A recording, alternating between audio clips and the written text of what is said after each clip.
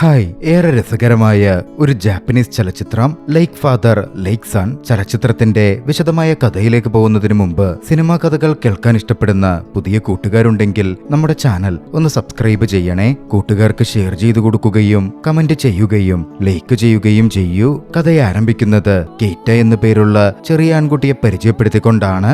അവൻ പഠിക്കുന്ന സ്കൂളിൽ വെച്ച് അവനെ ഒരു അഭിമുഖത്തിന് വിധേയനാക്കുകയായിരുന്നു. കേറ്റ തന്നെക്കുറിച്ചും തന്റെ കുടുംബത്തെക്കുറിച്ചുമുള്ള ലളിതമായ ചോദ്യങ്ങൾക്ക് മറുപടി നൽകി. ആ മറുപടികളിലൂടെ അവന്റെ സൗമ്യമായ സ്വഭാവവും മാതാപിതാക്കളോടുള്ള ആഴത്തിലുള്ള സ്നേഹവും വ്യക്തമാകുന്നുണ്ടായിരുന്നു. തന്റെ അച്ഛനോടൊപ്പം പട്ടം പറത്തിയിരുന്ന ഓർമ്മകൾ ഉണർന്നതിനാൽ തനിക്ക് ഏറ്റവും ഇഷ്ടപ്പെട്ട ഋതു വേനൽക്കാലമാണ് എന്നവൻ പങ്കുവെച്ചു. എന്നാൽ അത് ക്രാം സ്കൂളിലെ അധ്യാപിക കേറ്റയെ പഠിപ്പിച്ചുവിട്ട ഒരു കള്ളമായിരുന്നു. സത്യത്തിൽ കേറ്റയുടെ അച്ഛൻ വളരെ തിരക്കുള്ളൊരു മനുഷ്യനാണ്. അദ്ദേഹം മകനോടൊപ്പം സമയം ചെലവഴിക്കുന്നതും നന്നേ കുറവായിരുന്നു. കേറ്റയും അവന്റെ അച്ഛനായ റിയോട്ട നോമിയയും തമ്മിലുള്ള ബലഹീനമായ ബന്ധം അവിടെ വ്യക്തമാക്കുന്നുണ്ട്. തന്റെ നേട്ടങ്ങളിൽ ഏറെ അഭിമാനിക്കുന്ന വിജയതൃഷ്ണയുള്ള ഒരു പ്രമുഖ വ്യവസായിയാണ് റിയോട്ട നോമിയ. കുടുംബം ഉൾപ്പെടെ തന്റെ ജീവിതത്തിലെ ഓരോ കാര്യങ്ങളും വളരെ സൂക്ഷ്മതയോടെയാണ് അദ്ദേഹം പ്ലാൻ ചെയ്തിരിക്കുന്നത്. റിയോട്ടയുടെ ഭാര്യ മിഡോറി കേറ്റയോട് വളരെയധികം സ്നേഹവും കരുതലുമുള്ള അവനായി പൂർണ്ണമായും സമർപ്പിക്കപ്പെട്ട ഒരമ്മയാണ്. സമ്പന്നമായ ഒരു അയൽപ്പക്കത്താണ് അവർ ജീവിക്കുന്നത്. അവരുടെ വീട് അവരുടെ വിജയത്തിന്റെ പ്രതീകമാണ്. പുറമേക്ക് പൂർണ്ണത തോന്നുമെങ്കിലും ആ കുടുംബത്തിനുള്ളിൽ സംഘർഷത്തിന്റെ സൂചനകൾ പ്രകടമായിരുന്നു. അച്ചടക്കത്തിനും വിജയത്തിനും ഉയർന്ന മൂല്യം നൽകുന്ന കർക്കശക്കാരനായ ഒരു അച്ഛനാണ് റിയോട്ട.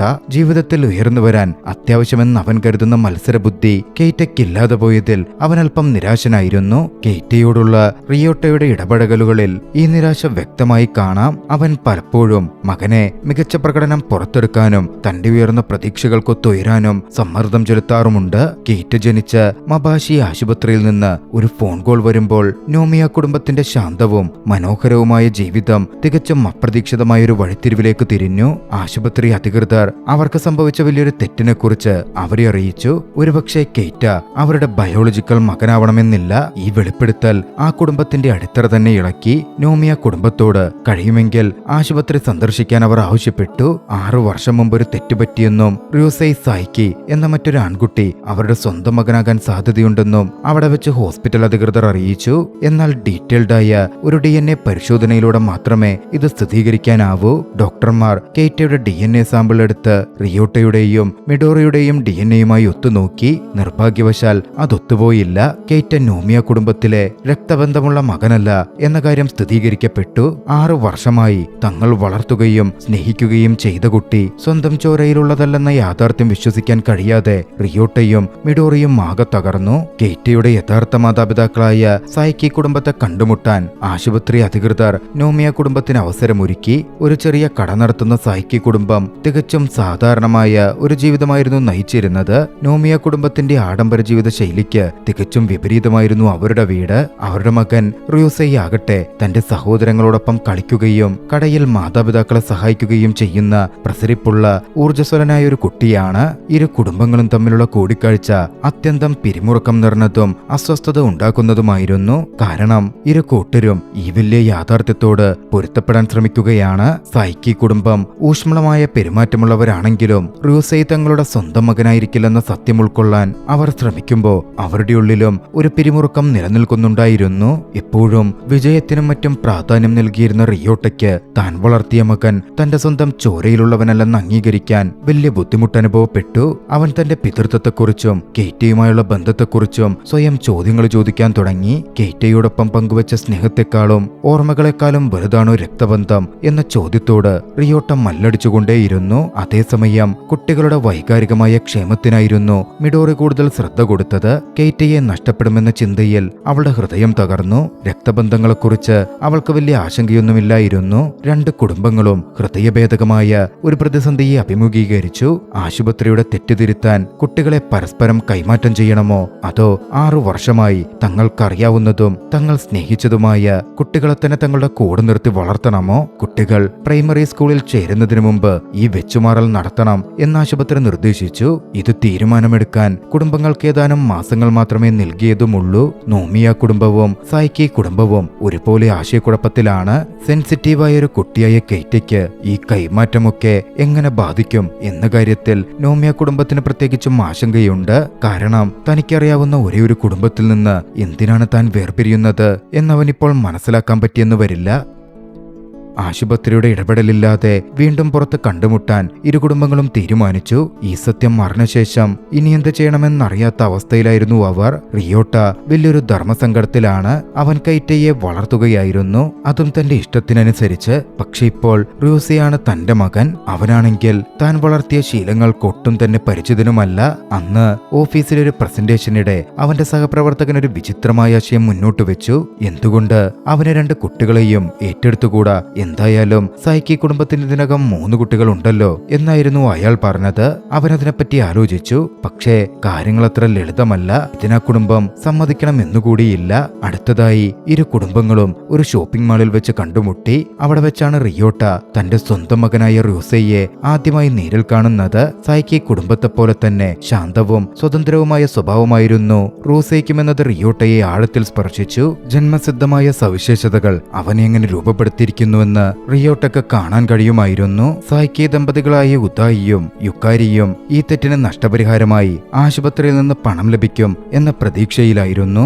എന്നാൽ റിയോട്ടയാകട്ടെ കെയ്റ്റയെ വിട്ടുകൊടുക്കാതെ തന്നെ പണം നൽകി തന്റെ സ്വന്തം മകനെ തന്റെ അടുത്തേക്ക് എത്തിക്കാൻ കഴിയുമോ എന്ന് ചിന്തിക്കാൻ തുടങ്ങി. കുട്ടികളെ പരസ്പരം വെച്ചുമാറുന്നതിന്റെ അനന്തരഫലങ്ങളെക്കുറിച്ച് ഇരു കുടുംബങ്ങൾക്കും വ്യക്തതയില്ലായിരുന്നു. അതുകൊണ്ട് വാരാന്ത്യങ്ങളിൽ കെയ്റ്റയെയും റൂസിയെയും വീടുകൾ പരസ്പരം മാറ്റിച്ചുകൊണ്ട് ഈ വെച്ചുമാറൽ പരീക്ഷിച്ചു നോക്കാൻ അവർ തീരുമാനിച്ചു. വാരാന്ത്യങ്ങളിൽ കെയ്റ്റ സായ്ക്കി കുടുംബത്തോടൊപ്പവും റൂസൈ നോമിയ കുടുംബത്തോടൊപ്പവും സമയം ചെലവഴിക്കും. കുറഞ്ഞപക്ഷം ഇപ്പോഴത്തേക്ക് അതൊരു നല്ല പ്ലാനാണ് എന്നവർ ചിന്തിച്ചു. തങ്ങളുടെ മാതാപിതാക്കളിൽ നിന്ന് എന്തിനാണ് വേർപിരിയുന്നത് എന്ന് മനസ്സിലാക്കാൻ പ്രയാസപ്പെടുന്ന ഇരു കുട്ടികൾക്കും ഈ സന്ദർശനങ്ങൾ വൈകാരികമായി വലിയ വെല്ലുവിളി തന്നെയായിരുന്നു. അച്ചടക്കവും കൃത്യതയുമുള്ള ജീവിതത്തിന് ശീലിച്ച കെയ്റ്റയ്ക്ക് സായ്ക്കി കുടുംബത്തിന്റെ കൂടുതൽ സ്വാതന്ത്ര്യവും നിയന്ത്രണങ്ങളുമില്ലാത്തതുമായ ജീവിത രീതിയോട് പൊരുത്തപ്പെടാൻ ബുദ്ധിമുട്ട് അനുഭവപ്പെട്ടു. മറുവശത്ത് റൂസൈ നോമിയ കുടുംബത്തിന്റെ സമ്പന്നമായ ജീവിതത്തിൽ കൗതുകമുള്ളവനാണെങ്കിലും അവരുടെ ലോകത്ത് താൻ ഒറ്റപ്പെട്ടതായി അവൻ അനുഭവപ്പെട്ടു. ഈ പുതിയതും അപരിചിതവുമായ അന്തരീക്ഷത്തിൽ ഇടപെടുമ്പോൾ കുട്ടികൾക്കുണ്ടാവുന്ന ആശയക്കുഴപ്പം, ഭയം എല്ലാം വളരെയധികം വ്യക്തമാകുന്നുണ്ടായിരുന്നു. ആദ്യത്തെ വാരാന്ത്യത്തിനു ശേഷം മിഡോറി കെയ്റ്റയെ സ്റ്റേഷനിൽ നിന്ന് കൂട്ടിക്കൊണ്ടുവരുമ്പോ അവന്റെ വിരലിൽ ഒരു ചെറിയ മുറിവ് കണ്ടു. സായ്ക്കി കുടുംബത്തിന്റെ അശ്രദ്ധയുടെ ലക്ഷണമായി അത് കണ്ട് അവൾ ഹൃദയം തകർന്നു കരഞ്ഞു.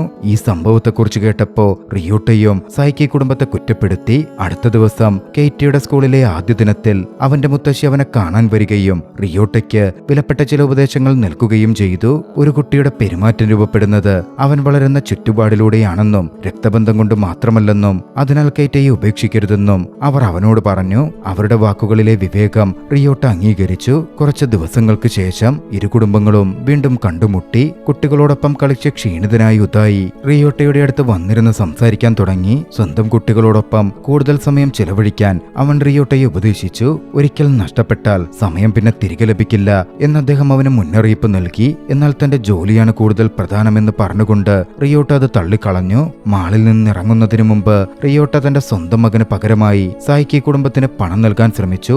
ഇത് കേട്ട് ഉദായിക്ക് കടുത്ത ദേഷ്യം വന്നു. എന്നാൽ മിഡോറി ഇടപെട്ട് റിയോട്ടയ്ക്ക് വേണ്ടി മാപ്പ് പറയുകയും രംഗം ശാന്തമാക്കുകയും ചെയ്തു. അടുത്ത ദിവസം ഇരു കുടുംബങ്ങളും കോടതിയിൽ വെച്ച് കണ്ടുമുട്ടി. അവിടെ വിചാരണ വേളയിൽ ഞെട്ടിക്കുന്നൊരു സത്യം വെളിപ്പെട്ടു. കുട്ടികളെ പരസ്പരം മാറ്റിയത് ഒരു നഴ്സാണ്. അസൂയ കൊണ്ടാണ് താൻ അങ്ങനെ ചെയ്തതെന്ന് അവർ വെളിപ്പെടുത്തി. അക്കാലത്ത് അവർ വിവാഹം കഴിച്ചിരുന്നത് ഡിവോഴ്സ്ഡായ ഒരു പുരുഷനെയായിരുന്നുവെന്നും അദ്ദേഹത്തിന്റെ മക്കൾക്ക് തന്നെ ഇഷ്ടമല്ലായിരുന്നുവെന്നും അവൾ പറഞ്ഞു. ആ ദേഷ്യത്തിന്റെ പുറത്ത് അവൾ ചെയ്തതാണ്. നവജാത ശിശുവുമായി ഏറെ സമ്പന്നനായ ആശുപത്രി മുറിയിലിരിക്കുന്ന മിഡോറിയെ കണ്ടപ്പോ അവൾക്ക് കടുത്ത അമർഷം തോന്നി. അങ്ങനെ അവൾ ചെയ്തതാണ്. അവൾ തന്റെ കുറ്റം സമ്മതിച്ചു. എന്നാൽ സ്റ്റാറ്റ്യൂ ഓഫ് ലിമിറ്റേഷൻ എന്ന കാലപരിധി കഴിഞ്ഞതിനാൽ അവൾ ശിക്ഷയിൽ നിന്ന് രക്ഷപ്പെട്ടു. അതറിഞ്ഞ് കുടുംബങ്ങൾ സ്തംഭിച്ചുപോയി. ഈ കുറ്റകൃത്യത്തിന് 5 വർഷം മാത്രമാണ് പ്രാബല്യമുള്ളത്. പക്ഷേ സംഭവം നടന്നിട്ട് 7 വർഷം കഴിഞ്ഞു. അതുകൊണ്ട് ആ നഴ്സിനെ ശിക്ഷിക്കാൻ വകുപ്പുകളില്ല. ഇതറിഞ്ഞ മിഡോറി തികച്ചും തകർന്നുപോയി.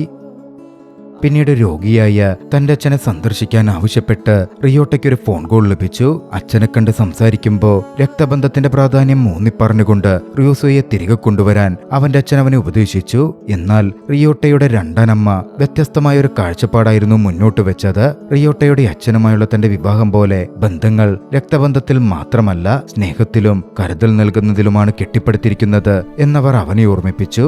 ഈ ലോകത്തിലെ ഏതൊരു ഭർത്താവും ഭാര്യയും തമ്മിൽ രക്തബന്ധമില്ലെന്നും ഉണ്ടെന്നും എന്നിട്ടും അവർ സന്തോഷത്തോടെ ജീവിക്കുന്നുണ്ടെന്നും അവർ പറഞ്ഞു. ഇതിനർത്ഥം രക്തബന്ധം നമ്മൾ വിചാരിക്കുന്നത്ര പ്രധാനമല്ല എന്നാണ്. വീട്ടിൽ തിരിച്ചെത്തിയ റിയോട്ടയ്ക്ക് ഫാദേഴ്സ് ഡേയോടനുബന്ധിച്ച് കെയ്റ്റ് അവന് വേണ്ടി വരച്ച ഒരു ചിത്രം മിഡോറി കാണിച്ചു കൊടുത്തു. റിയോട്ടയ്ക്ക് അഭിമാനം തോന്നി. എന്നാൽ ഉദായിക്ക് കെയ്റ്റ് ഒരു കടലാസ് റോസാപ്പൂവ് കൂടി ഉണ്ടാക്കിയിട്ടുണ്ട് എന്ന് കേൾക്കുമ്പോൾ അവൻ അത്ഭുതപ്പെട്ടു. കെയ്റ്റയുടെ ഈ കരുത്തലുള്ള നല്ല സ്വഭാവം തന്റേതുപോലെയല്ലെന്ന് റിയോട്ട മനസ്സിലാക്കി. പിന്നീട് സ്കൂളിൽ ഒരു പിയാനോ മത്സരത്തിൽ കെയ്റ്റയ്ക്ക് നന്നായി പ്രകടനം നടത്താൻ കഴിയാതെ പോയി. റിയോട്ട നന്നായി പിയാനോ വായിക്കുമായിരുന്നു. അതുകൊണ്ട് റിയോട്ടയ്ക്ക് അതിൽ ഒരു വല്ലായ്മ തോന്നി. കെയ്റ്റ് തന്റെ സ്വന്തം ചോരയിലുള്ള മകനല്ലാത്തതുകൊണ്ടാണ് ഈ പരാജയം എന്നവൻ സ്വയം വിശ്വസിച്ചു. അന്ന് രാത്രി കെയ്റ്റയ്ക്ക് പകരം റിയൂസയെ വീട്ടിലേക്ക് കൊണ്ടുവരാൻ റിയോട്ട തീരുമാനിച്ചു. അത്താഴ സമയത്ത് ഒരു കളിയുടെ ഭാഗമാണെന്ന് വരുത്തി തീർത്തുകൊണ്ട് കെയ്റ്റയോട് ഇനി ഉദായിയുടെ വീട്ടിൽ നിൽക്കേണ്ടി വരും എന്ന് റിയോട്ട പറഞ്ഞു. മിഡോറിയും റിയോട്ടയും തമ്മിൽ അതിന്റെ പേരിൽ വലിയ അസ്വാരസ്യങ്ങൾ ഉണ്ടായി. കെയ്റ്റയെ നിർദ്ദയം നഷ്ടപ്പെടുത്താൻ അവൾ അങ്ങനെ ആഗ്രഹിച്ചിരുന്നില്ല. പക്ഷേ മുമ്പിൽ മറ്റു വഴിയില്ലാതെ മിഡോറി കെയ്റ്റയുടെ സാധനങ്ങൾ പാക്ക് ചെയ്തു. എന്നാൽ രാത്രി മുഴുവൻ ഉറങ്ങാൻ കഴിയാതെ അവൾ കെയ്റ്റയെ തന്നെ നോക്കിക്കിടന്നു. റിയോട്ടയും രാത്രി മുഴുവൻ ഒരു കസേരയിൽ ഇരിക്കുന്നുണ്ടായിരുന്നു. കുട്ടികളെ പരസ്പരം മാറ്റാൻ ഇരു കുടുംബങ്ങളും അവസാനമായി ഒരുമിച്ച് കണ്ടുമുട്ടി. ഉദായിയും റിയോട്ടയും അടുത്തടുത്തിരിക്കുന്നുമുണ്ട്. ഈ ദിവസങ്ങളിൽ പട്ടം പറത്തുന്നത് അത്ര രസകരമല്ലെന്ന് ഉദായി പറഞ്ഞു. പട്ടം പറത്തുന്നതിനുള്ള റിയോട്ടയുടെ താല്പര്യത്തെക്കുറിച്ച് അവൻ ചോദിച്ചു.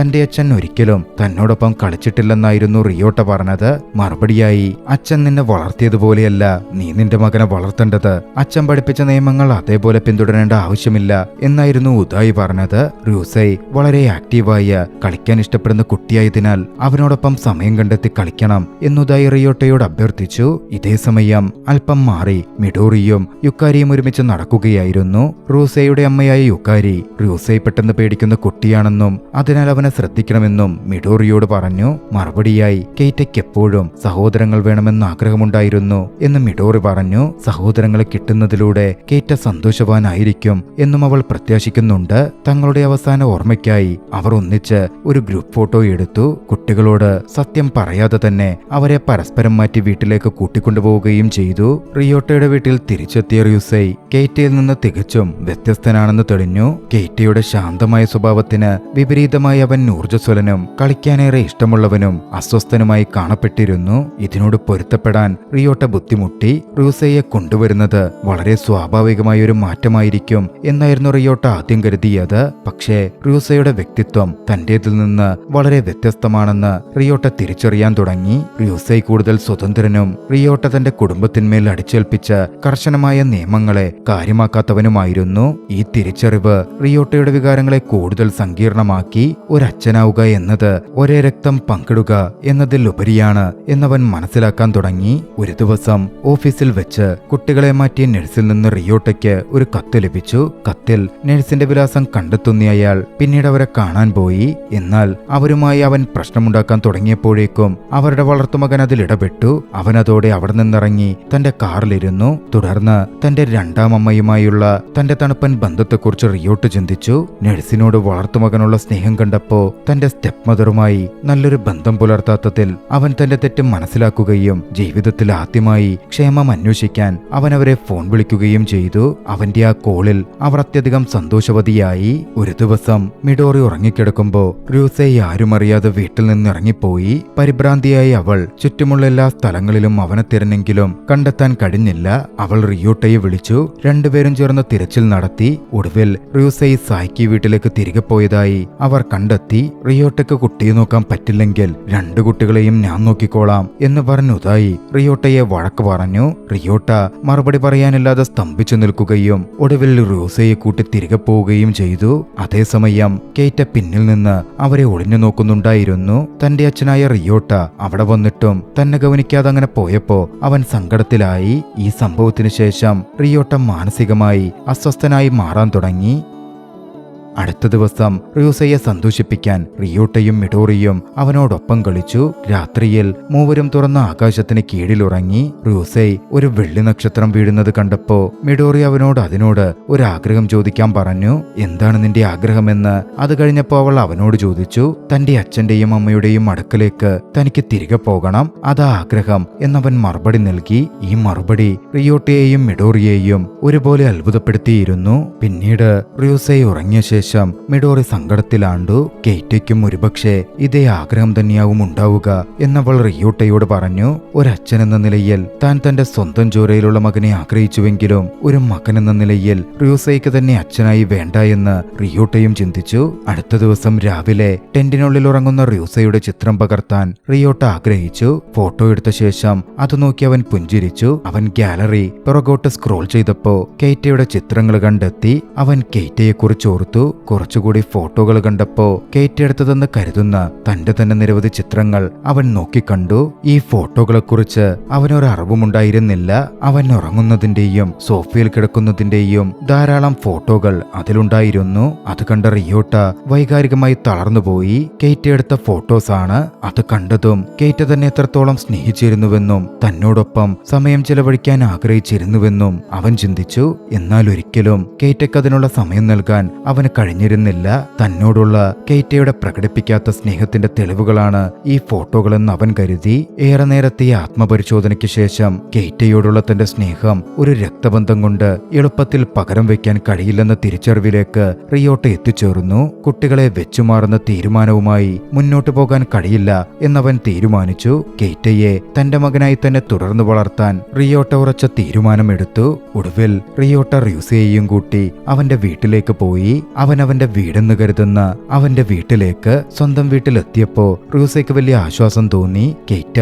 റിയോട്ടയെ കാണുകയും ഓടിപ്പോവുകയും ചെയ്തു. റിയോട്ടയ്ക്കടുക്കൽ അവൻ പിണക്കത്തിലായിരുന്നു. റിയോട്ട അവന്റെ പിന്നാലെയോടി. കേറ്റയ്ക്ക് റിയോട്ടയോട് ദേഷ്യമുണ്ട്. ചില ശ്രമങ്ങൾക്ക് ശേഷം ഒടുവിൽ കേറ്റയെ സമാധാനിപ്പിക്കുന്നതിൽ അവൻ വിജയിച്ചു. എല്ലാ അർത്ഥത്തിലും കേറ്റ തങ്ങളുടെ മകനാണ് എന്ന സത്യവുമായി നോമിയ കുടുംബം അതോടെ പൊരുത്തപ്പെട്ടു. കൂടാതെ ഒറ്റ കുടുംബമായി മുന്നോട്ടു പോകാൻ അവർ തീരുമാനിക്കുകയും ചെയ്തു. നോമിയ കുടുംബത്തിന്റെ തീരുമാനത്തോടുള്ള സായ്ക്കി കുടുംബത്തിന്റെ പ്രതികരണം സമ്മിശ്ര വികാരങ്ങൾ നിറഞ്ഞതായിരുന്നു. കേറ്റയെ കൂടെ നിർത്താനുള്ള നോമിയ കുടുംബത്തിന്റെ ആഗ്രഹത്തെ അവർ മനസ്സിലാക്കുമ്പോഴും തങ്ങളുടെ സ്വന്തം മകനെ നഷ്ടപ്പെടാൻ സാധ്യതയുള്ളതിന്റെ വേദന അവരും അനുഭവിച്ചു. എന്നാൽ സാഹചര്യങ്ങളുമായി പൊരുത്തപ്പെടുകയും റിയൂസയ്ക്ക് മികച്ച ജീവിതം നൽകുന്നതിൽ ശ്രദ്ധ കേന്ദ്രീകരിക്കുകയും ചെയ്യുമ്പോൾ അതിലവർ തങ്ങളുടെ ജീവിതത്തിൽ ഒരു പ്രതീക്ഷ കണ്ടെത്തി. റിയൂസൈ തങ്ങളുടെ സ്വന്തം ചോരയിലുള്ള മകനല്ലെങ്കിലും അവനുമായുള്ള അവരുടെ ബന്ധം ശക്തവും തകർക്കാനാവാത്തതുമാണെന്ന് സായ്ക്കി കുടുംബത്തിന് അറിയാമായിരുന്നു. തങ്ങളുടെ ജീവിതം ഇനി അങ്ങോട്ടേക്ക് എന്നേക്കുമായി ബന്ധപ്പെട്ടിരിക്കുന്നു എന്ന് തിരിച്ചറിഞ്ഞ ആ രണ്ട് കുടുംബങ്ങളും എന്നും ഈ ബന്ധം ഇതുപോലെ നിലനിർത്താൻ ധാരണയായി. കുടുംബസ്നേഹത്തിന്റെ സങ്കീർണതകളെയും നമ്മൾ സ്നേഹിക്കുന്ന ആളുകൾക്ക് വേണ്ടി നാം എടുക്കുന്ന തീരുമാനങ്ങളെയും എടുത്തു കാണിക്കുന്ന ചിത്രത്തിന്റെ ക്ലൈമാക്സ് ഒരേ സമയം ഹൃദയസ്പർശിയും അതേസമയം കുറച്ച് ബിറ്റർ സ്വീറ്റുമാണ്. മകന്റെ ജീവിതത്തിൽ കൂടെയുണ്ടാകേണ്ടതിന്റെ പ്രാധാന്യം അംഗീകരിച്ചുകൊണ്ട് റിയോട്ട കേറ്റയോടൊപ്പം കൂടുതൽ സമയം ചിലവഴിക്കുന്ന ചിന്തോദ്ദീപകമായ ഒരു അന്തരീക്ഷത്തിലാണ് ചിത്രം അവസാനിക്കുന്നത്.